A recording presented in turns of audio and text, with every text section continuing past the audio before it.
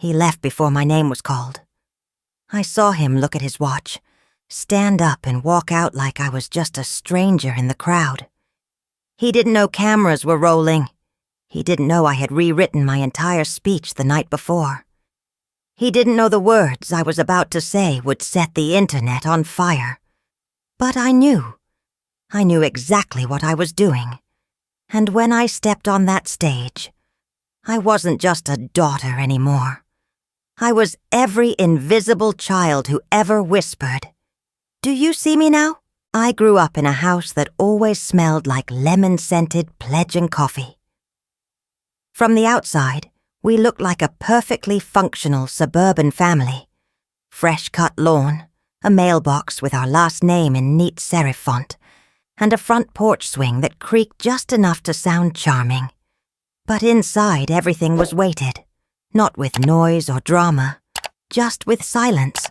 A silence that said more than words ever could. My father and mother separated when I was 11, but he still came around every Sunday. Like clockwork, he'd show up with a box of pastries and that same worn-out navy jacket. He always gave my brother Jake a high five, asked about his basketball stats, offered to help him tune up his car. I'd be there too, sitting, smiling, waiting. He'd nod at me. Sometimes he'd ask, "You still like books?" As if he couldn't remember which ones or why. By the time I hit 16, I stopped inviting him to my things. My award ceremonies, debate tournaments, poetry readings. He never showed up when I did. Mom used to say, "He's just busy." But I knew better. He wasn't busy when Jake had a game, or when Jake wanted a new pair of shoes, or when Jake totaled the car and needed a ride home. My name just wasn't on the list of priorities. There was this one picture in our hallway, Jake holding his MVP trophy, Dad with his arm slung around his shoulder, both grinning like they'd won the lottery. I asked once, "Do we have any like that of me and Dad?" Mom hesitated, said she'd check. She never brought it up again. When I looked through the photo albums, it hit me like a punch to the chest. Page after page, Jake's birthdays, Jake's camping trips, Jake in a suit for prom. Me, a few school portraits, mostly blurry, mostly alone. I started documenting these things not out of spite, but survival. I wrote them in journals, in the margins of textbooks, on the backs of receipts.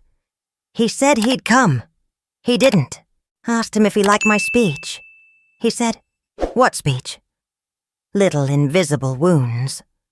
Nothing you could point to and scream abuse, but deep enough to change how you breathe. A few weeks before graduation, I overheard Dad on speakerphone with Jake.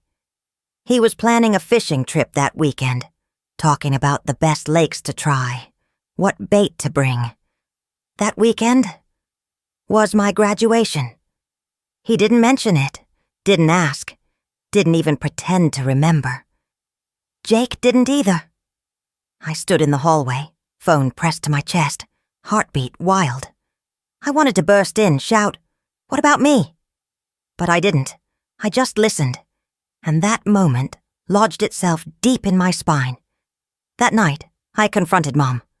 I asked her point blank, "Did Dad ever want me?" She stiffened. "Of course he did," she said too quickly.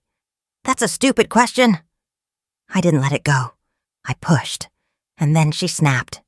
"You weren't supposed to be a girl," she said. "He wanted a boy. He always did." She tried to backtrack. "That doesn't mean he doesn't love you," she said, but the air had already gone cold. Something in me cracked. The next morning I searched her office drawers. I don't know what I was looking for. Proof, maybe. And I found it. A letter. Folded neatly, faded with time. It was addressed to my mom. "Richard," it read, "focus on Jake. He's your legacy. Don't waste energy trying to bond with a daughter. It won't come naturally." I read it twice, 3 times. The words buzzed like a swarm. Waste energy. Bond with a daughter. Legacy. I didn't cry. I sat on the floor for hours just staring. I remembered how I learned to ride a bike watching YouTube tutorials in the driveway, while Dad taught Jake how to parallel park. I remembered how I asked him to read my essay for a national contest, and he said, "I'm not good with words, kiddo." Then spent 2 hours helping Jake write his college application. I wasn't angry. Not then. I was tired of trying to be seen. That evening I pulled out my camera, the old one I used for photography class. I set it on a stack of books and hit record. I didn't script anything. I just talked. About the photos, the silence, the feeling of being half-loved. I didn't cry. I didn't accuse. I just spoke. I never meant to post it. It was for me, like a secret testimony, my own version of truth. But when I finished, I watched the video back, and something in me whispered, "This isn't just my story." I saved the file and closed the laptop. The room felt different, like something had shifted, like I had exhaled for the first time in years. And then my phone buzzed, a message from Dad, just 2 words. "Big weekend?" I stared at the screen. Graduation wasn't mentioned, not once. I thought if I worked harder, if I became someone undeniably worth noticing, maybe he'd see me. Maybe he'd stop walking away before the moment that mattered. So I did everything. I volunteered at shelters downtown every Friday night, serving food, packing blankets, helping strangers who at least looked me in the eye and said, "Thank you." I didn't do it for the resume. I did it for that small flicker of recognition I imagined someday seeing in my father's eyes. "That's my daughter," he'd say. "She helps people." My thesis, a 22-page research paper on the psychological effects of parental emotional neglect, was titled "The Silenced Child. When Being Good Isn't Enough." It started as a class requirement. It ended as a mirror. I poured myself into it.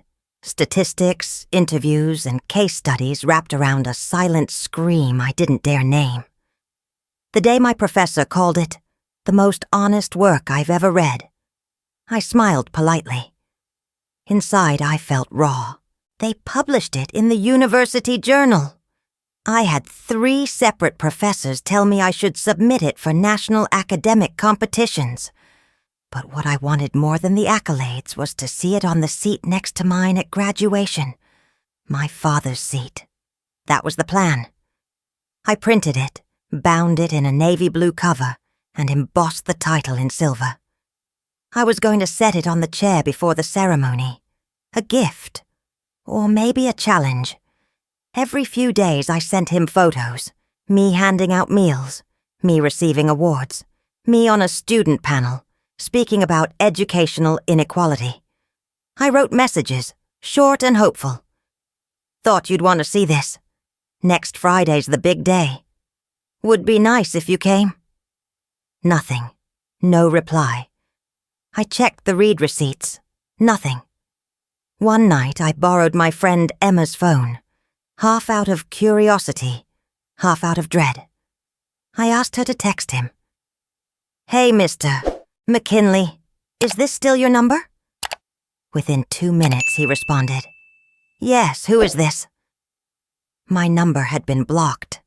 I stared at the screen. At first I laughed. It was dry and bitter. Then I just sat there, clutching the phone, waiting for something inside me to crack wide open. But it didn't. It just sank.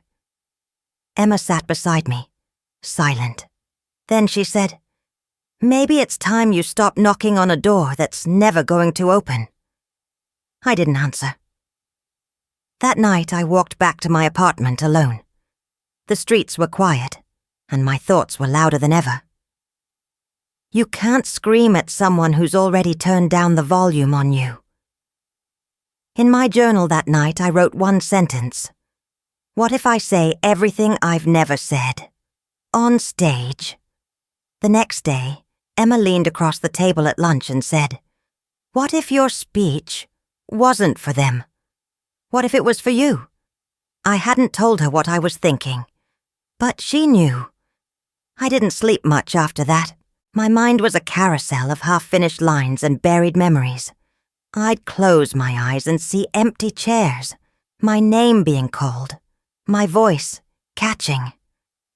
I started writing the official speech, then rewriting it, then deleting it all. There were nights I lay awake, staring at the ceiling, wondering if I was being cruel. Was I making a moment about me that was supposed to be about the class? Was I selfish for wanting him to feel anything? I wrote in my journal, maybe he has his reasons. Maybe I was never easy to love. Then I crossed it out. Then I rewrote it. Then I cried. Every night the tears came easier. I didn't cry when I found that letter. I didn't cry when he ignored my awards. But now, with the moment getting closer, with the truth knocking harder, I couldn't hold it in. One morning, bleary-eyed and exhausted, I sat in Professor Maddox's office. He asked how I was holding up. I gave him the usual smile. He didn't buy it. After a pause, he said, "I submitted your thesis to the National Collegiate Voices program. You're in the top 5. I blinked. What? They'll be contacting you soon. Might want to prepare for interviews. Possibly even TV appearances. TV. That night I stared at the bound thesis on my desk, the one I'd planned to set on that empty chair. But now, I wasn't sure. What if the message wasn't meant for that one seat, but for every person who ever felt invisible in a room full of people who were supposed to see them? I opened my laptop and pulled up the draft of my graduation speech. It was the version the university had approved. Neutral, optimistic, filled with thank yous and empty metaphors. Then I opened a new document, and I began to write the truth. It was after midnight when I uploaded the video.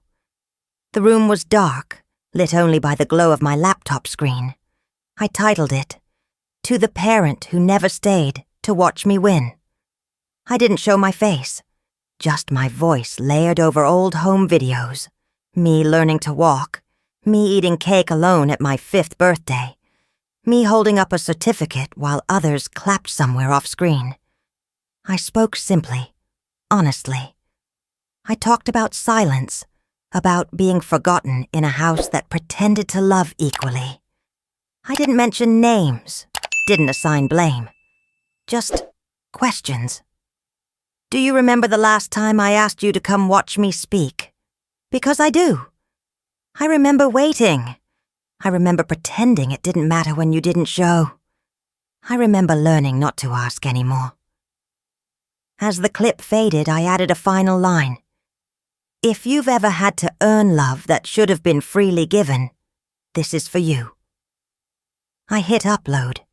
Then I closed the laptop and curled up under the blanket, telling myself no one would really see it. It was more for me than anyone else. But by morning, everything had changed. My phone buzzed nonstop. Messages from people I hadn't spoken to in years. Friends tagging me in reposts. Influencers quoting lines. The video had exploded. 5 million views in 8 hours. Hashtags trended. The Invisible Child. Todd, do you see me now? I watched in stunned silence as comments poured in. Thousands of them. This was my childhood. I thought I was the only one. I'm crying in a parking lot right now. I wasn't alone.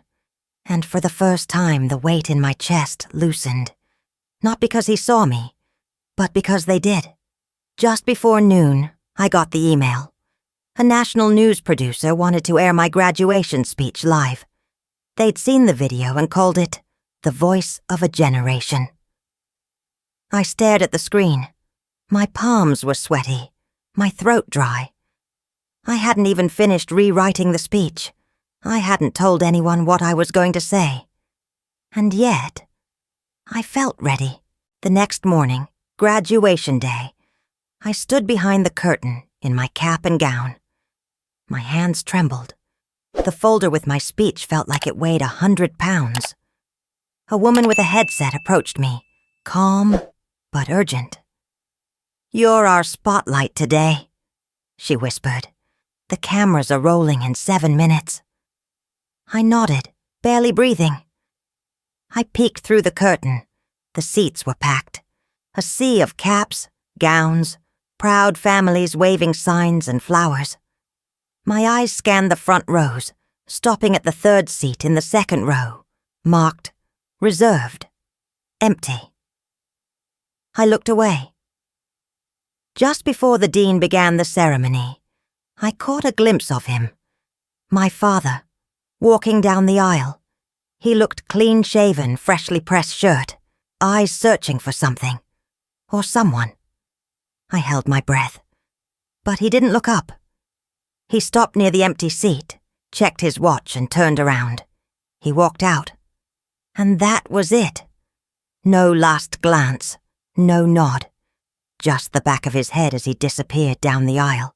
I thought I'd freeze, collapse, but strangely I didn't. I stood taller.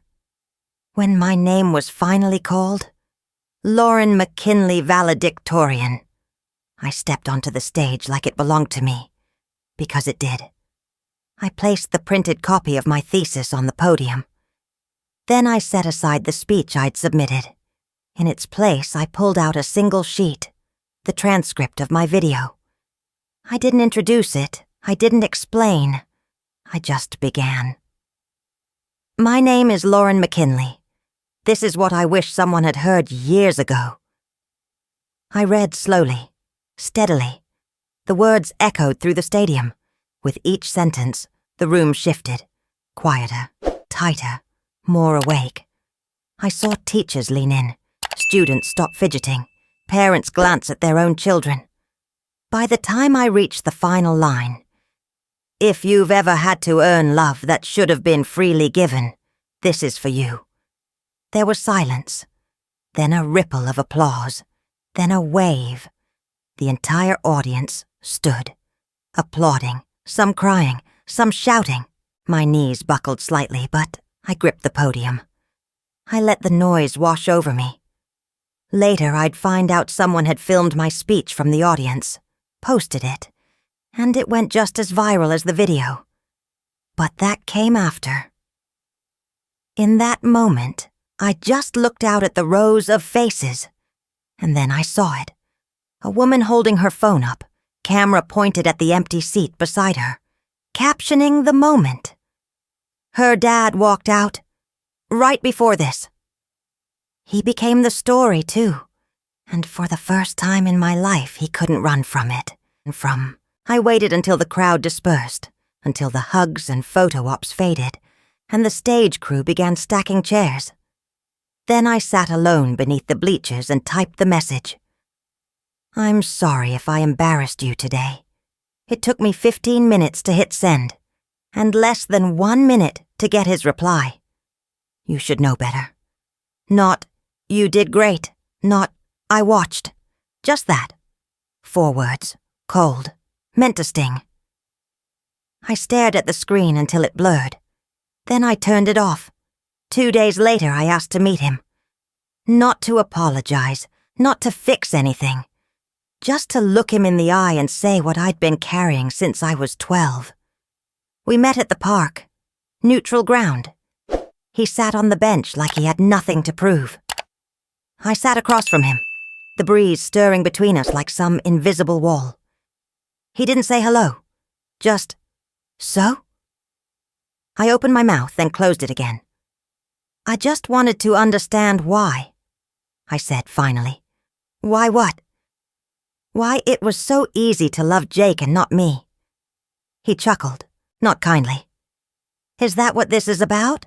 A pity party? You think a few words on stage makes you a victim now?" I flinched. It wasn't a performance. He leaned forward, elbows on knees. "You're good, Lauren. I'll give you that. You always knew how to play people." I felt my throat tighten, but I didn't let it show. That wasn't playing. That was surviving. He shook his head. No, that was spectacle, drama, all those strangers clapping like they know me. You fed them a script. There it was, the twist I wasn't ready for. Not even after all this time. He wasn't hurt. He wasn't sorry. He was offended. I didn't do it to shame you, I said, voice soft. I did it because it was the truth. He stood. Truth? You don't know truth. You know how to sell a sob story. I didn't stand. I didn't shout. I didn't cry. I just said, okay. Then I got up and walked away. I never looked back. That night I unfollowed everyone in my family, deleted group chats, removed myself from the web of birthdays and reunions and silent expectations. It wasn't revenge. It was relief. But silence doesn't stay quiet for long. 2 days later, my mother called. I let it go to voicemail. The third time, I picked up. "You've destroyed this family," she said before I could speak. "You humiliated your father. You humiliated us." I stayed silent.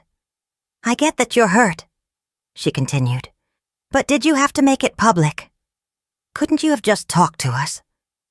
"I did," I said. "For years." She cried, not the quiet, cinematic kind, the sharp, gasping kind that slices through the phone line. "Do you want me to apologize for not seeing it?" she asked. I didn't answer. "Because I didn't see it, Lauren. I just didn't." I hung up, gently. Then I packed 2 suitcases and left. The scholarship committee had offered housing near the research campus. It wasn't big, but it was mine. The mattress was hard. The walls were thin. The first night I lay awake and listened to the hum of a fridge and the occasional bark from someone's dog. It was the most peace I'd felt in years. Meanwhile, my speech kept living. It aired on national TV. It got picked up by every major outlet.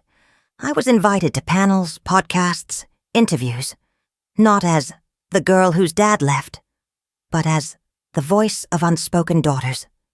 Then, the twist I didn't see coming. A message request from someone I didn't know. "Hi, I saw your speech. I think we share a father. He left us too." I blinked at the message, reread it 5 times. "My name's Ashley. I'm 19. My mom never told me much, just that he didn't stay long. But he's in my birth certificate. Richard McKinley." My fingers hovered above the keyboard. I didn't reply. Not yet. I just stared out the window at the quiet street below, heart pounding. Maybe my story wasn't just mine. Maybe the silence had been bigger than I thought. Healing didn't happen in a straight line. It came in fragments. Quiet moments that didn't look like breakthroughs, but felt like them. I joined a group therapy circle on Wednesday nights. We sat in mismatched chairs in a church basement, strangers bound together by the same ache, the echo of love that never landed. I didn't speak for the first 3 sessions. I just listened. A woman talked about her mother calling her fat at 10 years old. A man shared how his dad missed every baseball game but never missed a golf tee time. And one night, I finally opened my mouth. "My father walked out before my name was called," I said. "Then he saw me on the news, and still didn't reach out to say, 'I'm proud.'" No one gasped, no one pitied. They just nodded. They got it. At home, I started writing. Not an article, not a speech, a book. It wasn't meant to be a bestseller. It was meant to be an exhale. Each chapter was a thread I untangled. Memories I'd folded into drawers and ignored for years. I wrote about photo albums with missing faces, about texts that were never answered, about how hope hurts more than hate. I titled it, "When They Don't Come." One morning I lit a candle, made coffee, and sat alone on my tiny balcony. It was my birthday. No parties, no phone calls, just quiet and peace. I bought myself a cupcake, 1 candle, no wish. I took a picture of it and posted it with the caption, First time I didn't cry on my birthday. Progress. Thousands of likes, hundreds of comments, but none from him, and I didn't expect one. That night, I checked my email before bed. There was a message from a name I hadn't seen in months. Subject: "If you're still listening." I opened it, hands shaking. "Lauren, I watched your speech. All of it. I didn't walk out because I was angry.